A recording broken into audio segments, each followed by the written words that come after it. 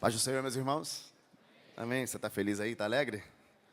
Pega a sua Bíblia, por favor, deixa eu ler com você. Carta que Paulo escreveu a Filemão. Abra aí, por gentileza. A carta que Paulo escreveu a Filemão. Minha gratidão ao pastor Jarmute, à pastora Débora. Obrigado, pastor, por essa honra. Desde Macaé, que nós estamos juntos nessa caminhada. Que Deus abençoe muito o Senhor. Eu sou seu fã. Estar perto do Senhor é um grande prazer, uma enorme honra. Deus abençoe a sua vida. Pastor Joe, sua família, Deus abençoe. André e Felipe, um prazer dividir essa noite, esse altar com vocês. Que Deus vos abençoe, os demais amigos que estão aqui, o vice-prefeito, os pastores, os que o acompanham. Que Deus abençoe a sua vida de maneira poderosa. Filemão, versículo 17, meu amigo Tainan, Deus abençoe, Karen. Todos os jovens que estão aqui, adolescentes, meus amigos, é sempre um prazer estar próximo de vocês. Enquanto você encontra, pastor, como é que se encontra Filemão, pelo amor de Deus? Fique tranquilo, encontre Hebreus e volte uma. Então encontre Timóteo e avance duas. E você vai encontrar Filemão ali. Pastor, encontrei. Está pequenininha, é assim mesmo. Por isso que nós vamos ler só o versículo 17, porque só tem um capítulo. Então nós falamos que vamos ler o versículo 17. Filemão 1, porque só tem um, versículo 17. Amém? Estamos juntos? Sim? Diz assim, Filemão 17. Portanto, se me consideras companheiro, receba-o como receberia a mim. E se ele te causou algum dano, ou lhe deve alguma coisa, ponha tudo na minha conta. Vou repetir. Se ele te causou algum dano, ou lhe deve alguma coisa, ponha tudo na minha conta, porque eu, Paulo, de próprio punho escrevo, pagarei. Diga para quem está do seu lado, fique tranquilo, está pago. Cadê meu amigo do teclado? Você sabe que a carta que Paulo escreveu a Filemão, uma carta muito bonita, uma carta muito bem escrita. Ela tem uma beleza literária muito boa. E os estudiosos chamam ela de o evangelho dentro do evangelho. Algumas pessoas fazem até um trocadilho com o nome, chamando Filemão, pastor, de o filé mignon da Bíblia. Porque ela é uma parte muito nobre, dentro de outras partes que também são nobres. E Filemão é uma carta muito simples, na verdade ela só tem 3 personagens, que é um escravo, um senhor e um amigo. Você pode repetir comigo? Um escravo, um senhor e um amigo. Você vai descobrir que o apóstolo Paulo, ele é o amigo, que está escrevendo para um senhor, falando de um escravo. Paulo é um amigo, que está escrevendo para um senhor, falando de um escravo. Você vai ver que esse homem chamado Onésimo, Onésimo é o nome dele, ele é escravo de Filemão, e Filemão é amigo de Paulo. Para você fixar, Onésimo é escravo de Filemão e Filemão é amigo de Paulo. E pela leitura você vai perceber que um dia Onésimo ele resolveu fugir da casa do seu senhor Filemão. Onésimo não quer ser mais escravo, Onésimo não quer estar atrás das grades, Onésimo não quer estar entre as correntes, Onésimo quer ser livre. E a motivação dele em ser livre está certa, mas a forma que ele escolheu para fazer isso está errada. E por quê, pastor? É porque ninguém é livre fugindo, né, irmão? Fugir não liberta ninguém. Principalmente nesse caso, para fugir, Onésimo teve que enganar. E liberdade você não ganha enganando. Liberdade você conquista obedecendo. Libertação não acontece quando eu fujo daquilo que me prende. Libertação acontece quando eu obedeço àquele que tem poder de me libertar. Eu não sei se você sabe, mas nessa época aqui existia uma lei, chamada Lei dos 7 anos. Você vai ver Êxodo 21, e lá em Deuteronômio ela vai repetir. Essa lei diz que um homem poderia ser escravo de outro homem durante 6 anos, mas no 7º ano ele seria absolutamente livre. Ou seja, um homem poderia ser escravo, poderia trabalhar para outro homem como escravo durante 6 anos, mas quando chegasse no 7º ano de trabalho, ele deveria ser livre. Porém, a lei também diz que se porventura esse homem, que foi escravo, depois de 6 anos trabalhados, amasse a casa do Senhor, ou amasse o senhor da casa, ele poderia optar por sua livre e espontânea vontade em permanecer na casa do Senhor. Se ele escolhesse por sua livre e espontânea vontade permanecer na casa do Senhor, por amor à casa, ao Senhor da casa, ele deveria passar por um procedimento, ele deveria ser marcado. E é daí que vem a expressão escravo de orelha furada, porque a marca que ele carrega é dizer que ele não está na casa por obrigação, mas está na casa porque ama a casa e o Senhor da casa. Sabe qual é a verdade? A verdade é que ninguém obriga a gente a vir aqui. Ninguém te obriga a participar de cultos regulares. Ninguém foi na sua casa hoje e falou: olha, você está obrigado a ir para a igreja fazer uma campanha, porque senão vai acontecer isso, isso. Não, isso não acontece aqui. É verdade, pastor, ninguém me obrigou. Então por que eu vim? Veio porque é marcado. Eu gosto quando Jesus prega uma palavra um pouco mais forte, os discípulos começam a ir embora. Ele vira para os discípulos mais próximos e diz: se vocês quiserem ir embora, vocês podem ir embora também. E Pedro diz uma coisa que só quem é marcado pode dizer: a quem iremos nós, se só tu tem palavras de vida eterna. Eu gosto quando Paulo está escrevendo a carta aos Romanos, ele começa a escrever o capítulo 1 dizendo assim, ó: eu, Paulo, antes dele dizer que é discípulo, antes dele dizer que é apóstolo, antes dele dizer que é escolhido, ele fala: eu sou escravo de Cristo. Pastor, como é que Paulo pode pregar liberdade sendo escravo? É que está fazendo referência à lei. Ele está dizendo: eu sou escravo porque eu escolhi ser escravo. E quando colocaram ele na parede, ele falou: não me inquietes, porque o que eu trago em mim são as marcas de Cristo. Ou seja, sou escravo porque quero, prego o evangelho porque quero, e se fui preso, sou preso para a honra e glória do nome dele. Eu vim pregar para uma geração de gente marcada aqui, gente que está dizendo: pode vir problema, pode vir afronta, pode se levantar o inimigo, pode vir quem quiser, mas eu não saio da casa e da presença do Senhor da casa. Se tem uma geração que foi marcada por ele, erga suas mãos aí. Se você foi marcado, se prepare, está destinado a viver os melhores anos da sua vida, porque toda vez que Deus marca alguém, esse alguém nunca mais é a mesma pessoa. Te dar um exemplo aqui. Quando Jacó está fugindo de casa, Jacó engana o pai, mente para o irmão, vai para a casa do tio. 14 anos na casa do tio, resolve voltar para fazer as pazes. Quando ele está voltando para casa, ele entra num lugar chamado Val de Jaboque. Quando ele bota o pé dentro do vale, um anjo entra junto com ele. Ele agarra o anjo, começa a cantar a música da irmã Cassiane: preciso de uma bênção, não vou desistir. Sem ela eu não vou sair daqui. Agarrou e começou a dizer: eu não te largo, até você me abençoar. E o anjo está olhando para ele dizendo: rapaz, você não entendeu nada. Estou querendo mudar teu nome. Está querendo trocar de carro, eu quero te dar uma história. Está querendo pagar um boleto, eu quero dar teu nome à nação, ninguém nunca mais vai esquecer de você. Está querendo resolver um probleminha aqui, eu quero dar um legado para você. Aí tem uma hora que o anjo cansa, toca na juntura da coxa, e aí Jacó sai como daquele encontro? Sai como? Como? Mancando não, marcado. Porque toda vez que Deus mexe por dentro, você reflete por fora. Quem olhasse para ele ia falar: Jacó está diferente. O que houve? Ele ia dizer: porque eu entrei no vale e Deus entrou comigo. E quando Deus entra no vale com você, Ele marca a tua vida. Quando eu olhasse, alguém olhasse para Jacó e ia dizer: você está um pouco diferente. Ele ia ter que explicar que foi Deus que mudou a história dele. Porque quando Deus te marca, muda jeito, muda roupa, muda amigo, muda vida financeira, muda mentalidade, muda geografia. Toda vez que Deus marca alguém, os teus parentes sabem, os teus amigos sabem, aonde você trabalha, onde você estuda, porque os marcados não conseguem esconder que carregam uma marca dele. Eu não sei como você entrou por essas portas, mas eu sei de uma coisa: vai voltar para casa carregando uma marca tão poderosa que os teus amigos vão saber, os teus parentes vão saber aonde você andar, vão dizer: ele não é mais a mesma pessoa, ele carrega a marca dele nele. Alguém pode me ajudar a adorar? Eu sinto a presença dele aqui. Uau! Então veja, Onésimo está fugindo, Onésimo está indo embora. E no meio da fuga dele, Onésimo vai preso. É o que dá a entender, porque ele conheceu Paulo na prisão, e Filemão é uma das cartas da prisão de Paulo, de prisão, entre as cartas que Paulo escreveu. Então Onésimo está fugindo.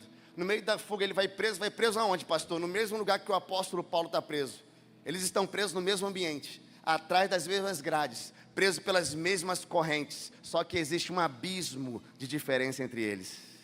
E qual é, pastor? É porque Onésimo está preso e é preso, e Paulo está preso, mas é livre. Gostei dessa irmã. Porque minha Bíblia diz que onde o Espírito do Senhor está, ali há liberdade. Deixa eu dar um exemplo melhor. Atos capítulo 16. Paulo vai preso com Silas. Dessa vez ele vai para o cárcere inferior. É amarrado pelos pés e pelas mãos. Lá embaixo, por volta de meia-noite, começa a adorar a Deus. A Bíblia diz que cai um terremoto naquele lugar, balança o alicerce, quebra as cadeias. Quando isso acontece, o carcereiro, que está do lado de fora, percebe que aquilo aconteceu e ele acha que os presos fugiram. Então ele pega um punhal, uma espada para se matar. Pastor, por que ele faz isso? É porque o carcereiro é responsável pelos presos. Se os presos fugiram, o carcereiro paga com a vida. Então ele acha que fugiu, vai se matar. Quando ele vai fazer isso, ele escuta uma voz, sai de dentro da prisão. É Paulo dizendo: não faça tal coisa, porque ainda estamos todos aqui. Quando ele escuta isso, ele faz uma pergunta para Paulo que balança minha mente. Ele fala assim: o que eu faço para ser salvo? Irmão, olha para cá, o carcereiro que está do lado de fora está perguntando para Paulo, que está do lado de dentro, como é que ele faz para ser salvo. Porque o carcereiro está do lado de fora, mas é preso. E Paulo está do lado de dentro, mas é livre. Uma vez, pastor, estava dando uma aula de EBD sobre esse texto, Atos 16, um adolescente levantou. Falou assim, pastor, posso fazer uma pergunta? Falei, pode. Aí ele falou assim, como é que um terremoto cai numa prisão, balança o alicerce, quebra as cadeias e ninguém morre? Eu olhei para ele e falei, de onde saiu esse adolescente? Falei, senta aí, ninguém te perguntou nada. Eu aquilo não saiu da minha cabeça, fui para casa, eu estudei na faculdade de fenômenos naturais. Faz sentido o que ele falou, porque você está pisando num chão que não é chão definitivo, tem várias camadas de terra embaixo daquilo que a gente pisa. Essas camadas são divididas por placas, que a gente chama na geologia de placas tectônicas. Essas placas se movimentam todos os dias, só que se ela fizer um movimento mais forte, mais brusco, elas vão causar uma coisa que a geologia chama de abalo sísmico, ou abalo sistêmico. Isso é terremoto, por quê? Porque a placa move embaixo, e a terra treme em cima. Isso é terremoto. Pastor, entendi, isso é terremoto? É. Então como, pastor, que um terremoto cai na prisão, balança o alicerce e ninguém morre? É porque esse aqui não veio de baixo. Porque quando o terremoto vem de baixo, as pessoas ficam presas nos escombros. Quando ele vem de cima, elas são livres. Quando o terremoto vem de baixo, as pessoas não sabem para onde ir. Quando ele vem de cima, ele aponta o caminho, a direção. É para lá que você vai. Quando o terremoto vem de baixo, as pessoas ficam com medo. Quando ele vem de cima, ele lança fora todo medo. Porque terremoto de Deus não mata, ele dá vida. Terremoto de Deus não destrói, ele reconstrói. Terremoto de Deus não acaba, ele recomeça. Todas as vezes que Deus decide tremer a vida de alguém, ele não quer acabar com você. Ele quer mudar o teu nível de intimidade. Ele quer transformar o teu caráter. Se teu barco está balançando, se as ondas estão agigantando sobre o teu barco, se a tua vida está tremendo, fique tranquilo, é Deus dizendo, eu tenho algo novo para fazer nessa... Será que tem alguém para receber palavras proféticas aqui? Esse terremoto não vai acabar com você, mas vai fazer você chegar num nível maior de intimidade com Ele. Se prepare a um novo nível para você chegar. Eu estou sentindo a presença dEle, irmãos. Então escute, veja que trajetória linda que Onésimo faz. Onésimo foge porque não quer ser mais preso. Ou seja, ele foge porque ele não quer ser mais escravo de Filemão. No meio da fuga, ele vai preso. E dentro da prisão, ele descobre a verdadeira liberdade. Sabe, pastor, Onésimo fugiu porque não queria ser escravo de Filemão e acabou se tornando escravo de Cristo. Porque nossa liberdade não está ligada aos lugares que nós andamos, mas ao Senhor que nós servimos. Porque minha Bíblia diz que se o Filho do Homem vos libertar verdadeiramente, sereis livre. Nunca parou para pensar nesse versículo, não? Eu já fiquei agarrado com ele um tempo. Porque, pensa comigo, tudo que você altera na Bíblia muda o sentido, mas esse versículo não muda. Se você tirar a palavra verdadeiramente, ele vai ficar assim, ó. Se o Filho do Homem vos libertar, você é livre. Não mudou o sentido, você continua sendo livre pelas mãos do Filho do Homem. Mas se você colocar verdadeiramente, ele acrescenta uma palavra enorme, que muda tudo. Por quê? Porque se o Filho do Homem vos libertar, verdadeiramente sereis livres. Porque tem gente que acha que é livre, mas é presa. Acha que é livre porque vai onde quer, porque compra o que quer, porque se relaciona com quem quer, porque viaja para onde quer. Mas quando bota a cabeça no travesseiro, você descobre, aquele pregador tinha verdade. Estou preso a esse vício, estou preso a esse problema, estou preso a essa ferida, estou preso a essa decepção de 10 anos atrás. Eu estou preso a isso que eu estou atravessando, mas que bom que você veio aqui hoje.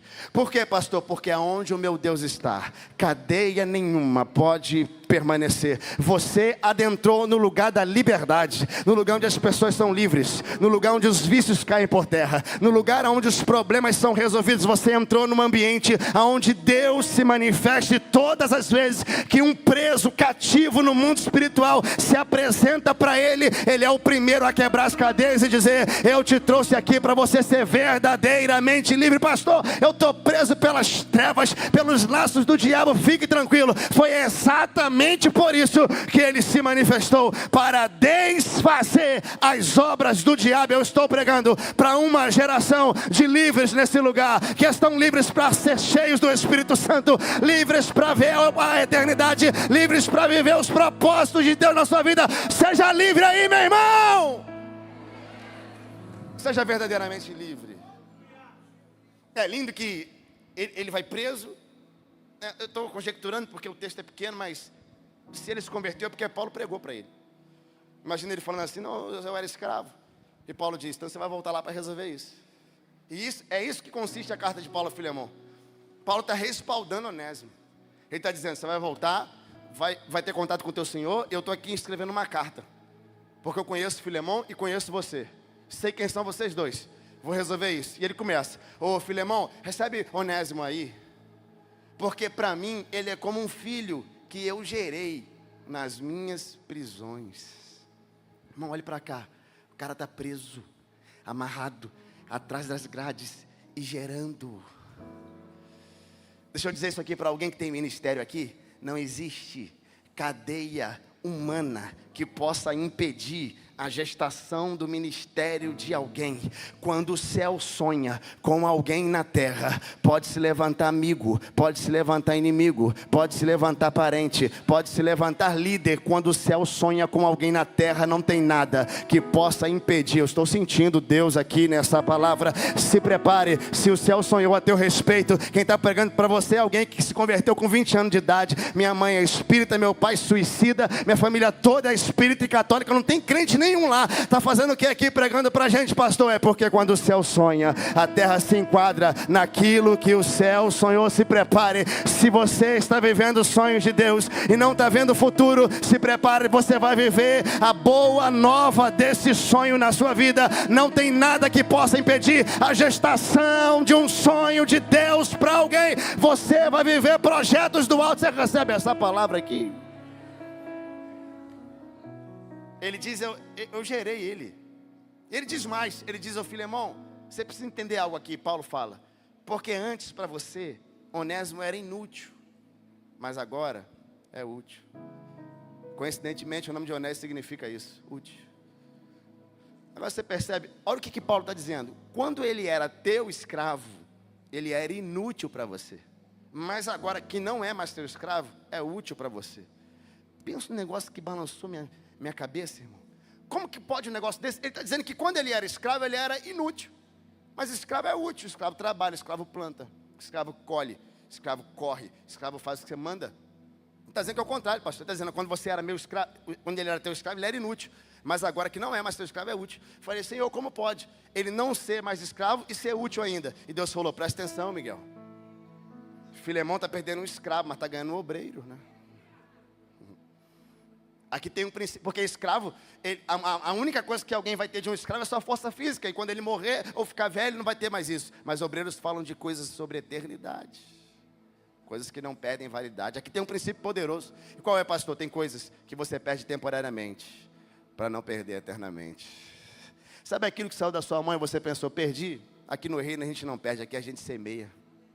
Sabe aquela oferta que você deu e você falou, pastor, mas eu oferto tão pouco? Então abra sua mente. Não estou falando só de oferta, estou falando de suor, estou falando de lágrima, estou falando de entrega, estou falando de disposição, estou falando de tempo investido nas coisas de Deus. Sabe você que nasceu para ser um empreendedor e Deus falou assim, não, teu empreendedorismo vai ser o que eu quero, e você deixou de ser empreendedor para ser o que Deus quis. Sabe você que nasceu com uma profissão para ser um advogado, para ser um engenheiro, para ser um médico, para ser um juiz, e Deus falou, não, isso aí não é para você, eu tenho outra coisa para você. Você pegou o teu sonho de profissão e entregou para Ele. Sabe você que nasceu com projetos e Deus falou, não, os teus projetos agora são os meus projetos, e você pegou os seus projetos e entregou para eles. Fique muito tranquilo, porque lá em cima tem um registro. O céu registra a nossa entrega, e quando Ele decide pagar, Ele não trabalha com janela, Ele trabalha com comportas. Se prepare, tem um tempo de Deus poderoso para a sua vida. Aqui nós não perdemos, aqui nós semeamos e o céu recebe e devolve em maneira maior do que o que você entregou.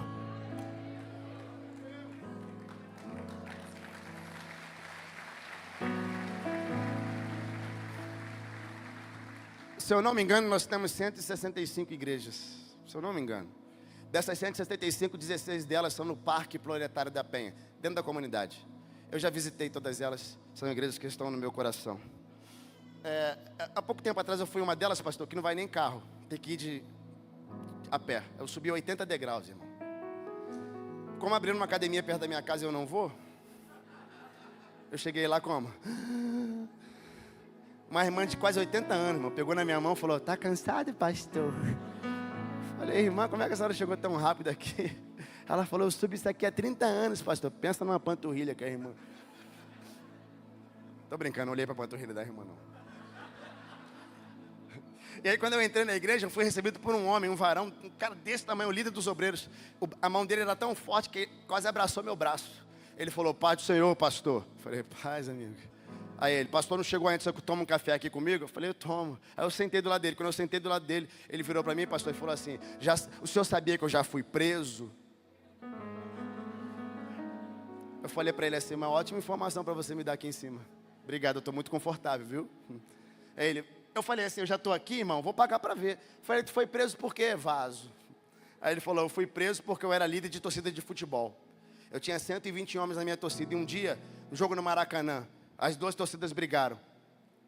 Um homem morreu da outra torcida. Eu não estava nem lá, pastor, eu estava do outro lado. Mas acabaram me prendendo. Minha esposa foi falar com a juíza. Falou assim, ó, esse aqui é meu marido. Ela falou, seu marido é fulano de tal? Ela falou, sim, é ele. A juíza virou para ela e falou assim, vai pegar 20 anos. Disse que ouviu aquilo. Falou, pastor, eu fui para a delegacia, da delegacia fui para o presídio, foi muito rápido. Quando eu entrei dentro do presídio, ele falou que um homem baixinho recebeu ele. Apertou a mão dele e falou assim, paz do Senhor, varão. Ele falou, pastor, eu não sabia que era varão, mas eu sentei do lado dele. Ele pregou para mim durante 3 meses. E ele falou, pastor, depois de 3 meses, eu estava convertido. Dos pés até o último fio do cabelo da minha cabeça. Aí eu já estava quase chorando, irmão, que não aguento. Aí ele falou, pastor, no dia do meu julgamento, veio um juiz, a juíza ficou doente, veio um juiz substituto, pegou meu caso, olhou assim e falou assim, você é fulano de tal? Ele falou, eu falei, sim senhor. Ele falou, aqui está falando 20, mas eu estou riscando 0, você vai pegar 2. Primeiro ano você vai e volta no regime semiaberto. E no segundo ano eu vou colocar em você uma tornozeleira eletrônica. Ok? Ok. Bateu o martelo. Ele falou, pastor, eu comecei. No primeiro ano fui e voltei. No segundo ano colocou a tornozeleira, eu saí. Fui para a igreja. Trabalhei. Servi a Deus. Fiquei em casa. Pastor, foi uma bênção. No dia de tirar a tornozeleira, ele me contando, pastor, que botou o pé em cima da mesa. Eles começaram a tirar a tornozeleira. Tinha um homem sentado numa mesa de madeira ao lado dele, com terno e gravata. Ele olhou para o homem disse assim, você é fulano de tal? Ele falou, sou eu, por quê? Ele disse, é porque você é o preso de número 1000. Ele falou assim, e daí? É porque você é o preso de número 1000 e alcança os requisitos. Aí ele falou, requisitos para quê? Ele falou, para o indulto. Ele falou, você quer indulto? Ele disse, o que é indulto? Ele falou, indulto é perdão. E ele falou assim, mas por que eu quero ser perdoado agora se eu estou saindo? Tinha que me perdoar lá atrás. Ele falou, não, você não está entendendo. Eles vão apagar a tua ficha. Escute. Ele pegou o papel, botou na frente dele. Ele falou, pastor, na hora que eu fui ler, estava escrito assim, ó, indulto da graça. Ele falou que rabiscou e devolveu. Falou, pastor, esqueci. Fui para casa, 3 meses depois, tive vontade de ir à praia. Peguei o carro emprestado com meu cunhado, desci a ladeira, virei a esquina. Quando eu virei, tinha uma blitz da polícia. Ele falou que o policial mandou ele encostar. Chegou perto do carro dele e falou assim, eu te conheço de algum lugar. Ele disse, é possível. O policial falou para ele, tem passagem pela polícia? Ele disse que olhou para a esposa, olhou para o policial. Olhou para a esposa, olhou para o policial e falou assim, tenho não. O policial disse, dá o documento aqui. Ele falou, pastor, eu peguei o CPF dele pro policial, ele foi para a viatura. Ele ficou 30 minutos, pastor, dentro daquela viatura. Deve ter constado meu CPF umas 100 vezes. Depois ele voltou com uma cara emburrada. Botou o CPF na minha mão, falou, pode ir embora. Ele disse, estou liberado? Ele falou, tá, ficha limpa. Irmão, nessa hora eu comecei a chorar. Ele falou, pastor, está chorando por quê? E eu falei assim, estou chorando porque nós éramos iguais. Ele falou, como assim, pastor, nós éramos iguais? Não entendi. O senhor já foi preso? O senhor já cometeu crime? Eu falei, não, nunca fui preso, nunca cometi crime, nunca cometi delito nenhum. Ele falou, então como é que nós éramos iguais, pastor? E eu falei, porque nós estávamos destinados ao mesmo destino. Nós estávamos destinados a um futuro terrível. O inferno seria a nossa morada. Mas porque a graça que te alcançou, me alcançou agora, o céu será o nosso futuro. Será que tem alguém alcançado pela graça aqui? Você não merecia, eu não merecia, nós não merecíamos, não era para tocar teclado, não era para ser obreiro, não era nem para ser pregador aqui, mas porque a graça te alcançou, o céu será o teu destino final. Se tem alguém alcançado pela graça, erga as suas mãos aí. Ei, você é absolutamente livre, não merecia, mas o céu será o teu destino.